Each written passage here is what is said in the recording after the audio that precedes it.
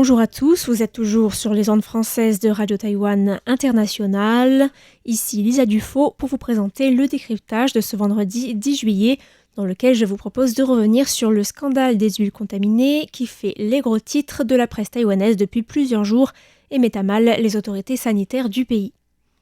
L'administration taïwanaise des produits alimentaires et pharmaceutiques, qui dépend du ministère de la Santé, dit avoir été informée début juillet par la société productrice d'huile de cuisson Central Union Oil d'un niveau de benzopyrène dépassant la limite réglementaire dans ces huiles de soja. Le benzopyrène est un composé chimique toxique de la famille des hydrocarbures aromatiques polycycliques dont la forme la plus connue et dangereuse est le benzoapyrène, celui justement qui a été retrouvé dans les huiles incriminées. Il s'agit surtout d'un cancérogène avéré, selon l'OMS, et classé dans le premier groupe par le Centre international de recherche sur le cancer. L'huile de cuisson en question a été expédiée à 3 entreprises en avril dernier, à savoir Fumao Youchi ou encore Fushou et Taishan. Et l'incident n'a été révélé que 3 mois après le début de la commercialisation, affectant ainsi un grand nombre de consommateurs. Ce qui fait notamment scandale dans cette affaire, c'est la longueur des délais entre le premier signalement de la présence remarquée du benzoapyrène dans les huiles de cuisson, les tests effectués par le fournisseur et le signalement par ce dernier auprès des autorités sanitaires.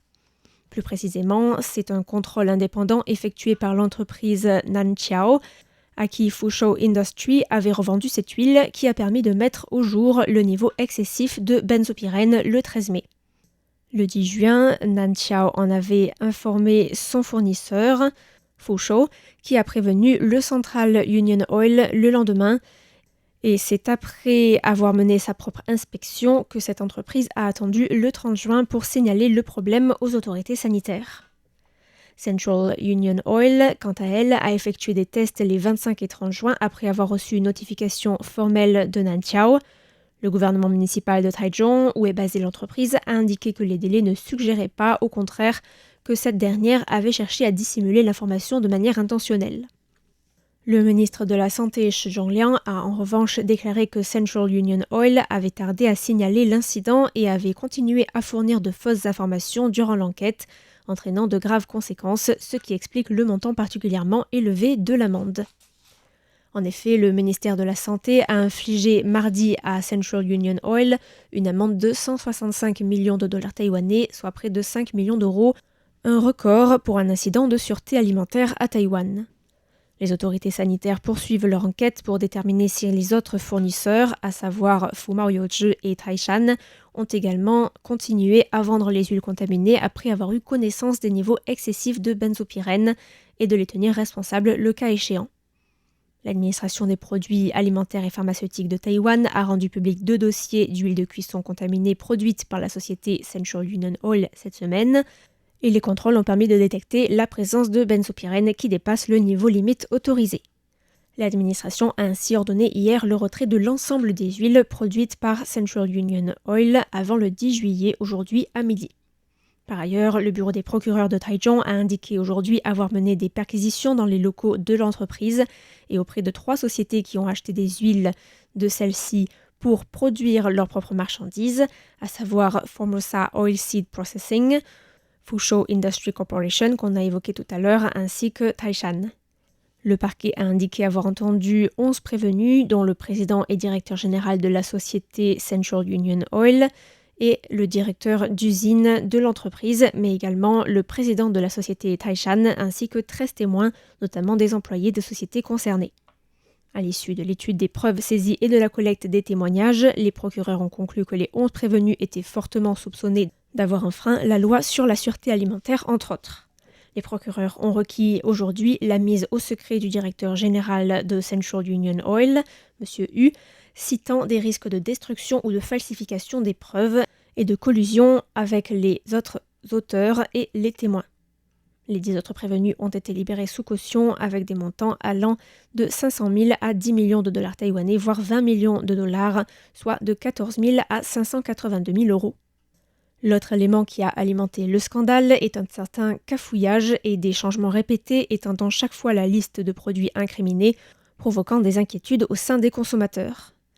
La députée Wang Hongwei, membre du Kuomintang, le principal parti d'opposition à Taïwan, a critiqué le ministre pour les changements répétés et a appelé à des excuses publiques de la part de ce dernier pour avoir permis à l'huile contaminée de continuer à être distribuée après que le scandale ait éclaté. Le ministère de la Santé a ordonné à Central Union Oil de cesser la production de son huile de soja le 1er juillet et aux entreprises concernées le lendemain de retirer un premier groupe de produits des rayons. Le retrait des huiles problématiques a été étendu le 4 juillet et le ministère a ordonné le retrait des huiles et des produits transformés contenant au minimum 20% de l'huile affectée par le scandale, avant de déclarer mardi que tous les produits alimentaires transformés contenant de cette huile, peu importe la teneur, devaient aussi être retirés par précaution.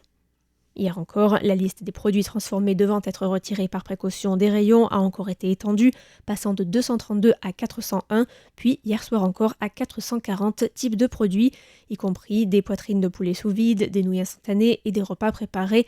et vendus dans des magasins de proximité.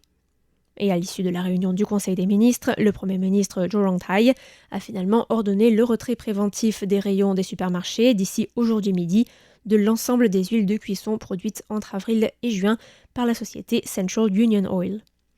Le ministre de la Santé, Shi Zhongliang, a indiqué hier être prêt à présenter des excuses pour la confusion créée par ces changements répétés de décision, en expliquant toutefois que la réponse initiale de son ministère avait suivi les règles de retrait des produits instaurées en 2017, mais que les autorités avaient estimé que cette affaire était inhabituelle, nécessitant d'ajuster les règles existantes. Le directeur du bureau de la santé de la ville de Taichung a déclaré dimanche que l'enquête préliminaire suggérait que la contamination pourrait avoir été causée par un taux élevé d'humidité dans des haricots de soja importés du Brésil ou encore avoir eu lieu pendant le processus de conditionnement des haricots. Il a ajouté que le bureau continuerait de travailler avec les agences gouvernementales pour déterminer si Central Union Oil avait, oui ou non, volontairement tardé à transmettre les anomalies détectées dans les huiles. Notons enfin que la commission de surveillance financière a déclaré hier que 16 compagnies d'assurance proposaient une assurance responsabilité civile pour les produits, mais que les réclamations ne seraient traitées que si les produits causaient des préjudices avérés pour la santé humaine. Or, il n'y a pas encore eu de cas de maladie ou d'hospitalisation suite à la consommation de ces huiles, ou du moins le lien n'a pas encore été fait avec les produits concernés. On peut néanmoins d'ores et déjà préciser que la loi sur la sûreté alimentaire prévoit des dédommagements d'$1 million taïwanais maximum par personne en cas de dommages corporels et de 4 millions en cas d'accident.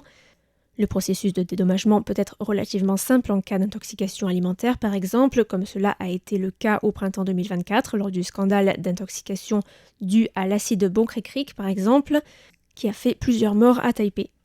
Mais dans ce cas précis, comme il s'agit d'un composé chimique cancérigène qui peut avoir des effets tragiques mais plutôt sur le long terme et après une exposition répétée, il sera probablement difficile de prouver le lien de causalité entre d'éventuelles maladies et la consommation des huiles incriminées.